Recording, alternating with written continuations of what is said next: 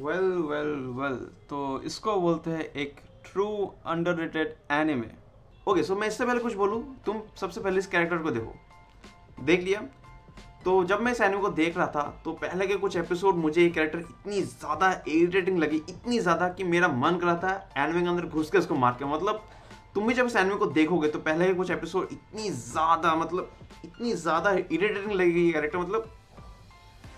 पर ये फीलिंग कुछ एपिसोड तक ही चलती है, उसके बाद धीरे धीरे कम हो जाती है। पर पहले के कुछ एपिसोड मतलब ओके, सो ये कैरेक्टर एनिमे से बिलोंग करती है जिसका नाम है टैलेंटलेस नाना, और ये कैरेक्टर इस एनिमे के मेन कैरेक्टर है। तो अगर मैं इसके प्लॉट के ऊपर बात करूँ तो इट इज़ प्रीटी सिंपल कि अर्थ के अंदर कुछ साल पहले किसी ने अटैक कर दिया था, और जिसको नाम दिया गया था एनिमी ऑफ ह्यूमन काइंड। और वो और कोई नहीं, ह्यूमन ही था, जो कि कुछ स्पेशल पावर के साथ जिसने जन्म लिया था, और फिर उसने अपने पावर का कंट्रोल खो दिया और उसके बाद क्रेजी हो गया। और इस इंसिडेंट के बाद कुछ बच्चे सुपर पावर के साथ पैदा होने लगे और गवर्नमेंट टेंशन में आने लगे कि अब क्या। तो गवर्नमेंट ने एक आइलैंड के ऊपर, एक बहुत ही छोटी सी आइलैंड के ऊपर एक स्कूल बनाया, और जितने भी बच्चे सुपर पावर के साथ डाल दिए स्कूल के अंदर ट्रेनिंग के नाम पे कि अगर कभी भी फ्यूचर में कोई पलट जाए, अपनी पावर्स का कंट्रोल खो दे, तो तुम लोग जाके अर्थ को बचाओगे। सिंपल। पर गवर्नमेंट तो गवर्नमेंट है। गवर्नमेंट एक लड़की को स्कूल के अंदर भेजती है जिसका नाम है नाना, जो कि यही कैरेक्टर है, और उसके पास कोई पावर नहीं है, जीरो पावर जीरो टैलेंट। मतलब उसका मेन मोटिव मिशन यही है कि स्कूल के अंदर जाए, जितने बच्चे सबको मार दे, क्योंकि गवर्नमेंट रिस्क क्यों ही लेगी, कोई बाद में कन्वर्ट हो उससे पहले मार दो। सिंपल।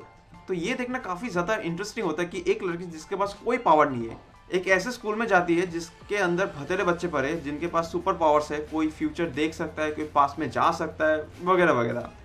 तो वो लड़की कैसे प्लान करती है और कैसे प्लान करके हर एक को मारती है, मज़ा आ जाता है देख के। स्टार्टिंग के पहले 2 एपिसोड में एक बंदा तुम्हें देखने को मिलेगा, ये बंदा मुझे इसके लिए काफ़ी बुरा लगा, काफ़ी ज़्यादा। मतलब जब तुम इस एनिमे को देखोगे तो तुम्हें भी बुरा लगेगा 110%। अगर तुम्हारे अंदर इमोशन है तो तुम्हें 100% इस लड़के के लिए बुरा लगेगा ही लगेगा, मैं लिख के दे सकता हूँ तुम्हें।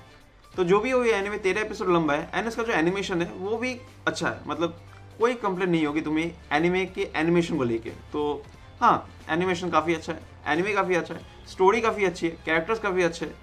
पर एक चीज़ जो अच्छी नहीं है वो है इसका सीजन 2। मतलब इसका सीजन 2 है ही नहीं। एक एनिमे के सीजन 2 ना होने के 2 मेजर रीज़न होते हैं। पहला, जो कंपनी है जो इस एनिमे को बना रही है वो कंपनी बंद हो गई, क्योंकि मैंने एक एनिमे देखा था जो कि काफ़ी अच्छी थी, जिसके सीजन 2 ऑब्वियसली था नहीं।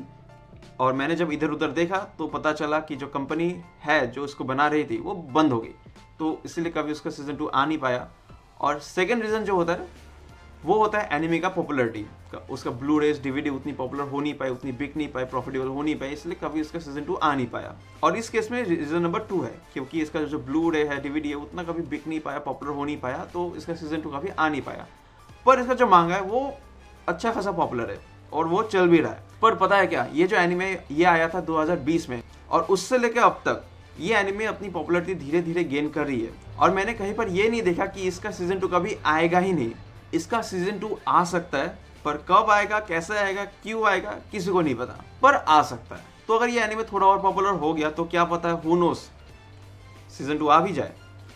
पर वही बात है, हु नोस।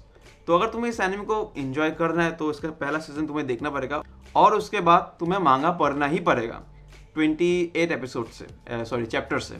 तो अगर तुम्हें मांगा पढ़ने में प्रॉब्लम है, तुम मांगा नहीं पढ़ते, तो आई थिंक मैं बोलूँगा मत देखना, क्योंकि ये बहुत ही खतरनाक क्लिफ हैंगर पे एंड होती है और तुम्हारे पेट में गुदगुदी हो जाएगी कि आगे क्या हुआ ये जानने के लिए। तो अगर तुम ओके हो मांगा के लिए तो जाके इसका पहला सीजन देखो, और उसके बाद 28 चैप्टर से इसका मांगा पढ़ो। और अगर तुम्हें मांगा नहीं पढ़ना तो you don't have A option, तुम्हें सीजन 2 का वेट करना ही पड़ेगा। एंड आई डोंट थिंक वो जल्दी आने वाला है my friend, I don't think.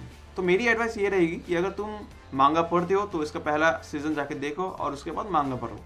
और ये जो एनीमे, आई वाज सरप्राइज कि इसका जो IMDb रेटिंग है इट्स जस्ट 6.7, जो कि आई डोंट थिंक ये डिजर्व करती है, बिल्कुल भी डिजर्व नहीं करती। एटलीस्ट 7.5 एटलीस्ट, क्योंकि ये एनीमे मुझे काफ़ी अच्छी लगी, मतलब काफ़ी ज़्यादा।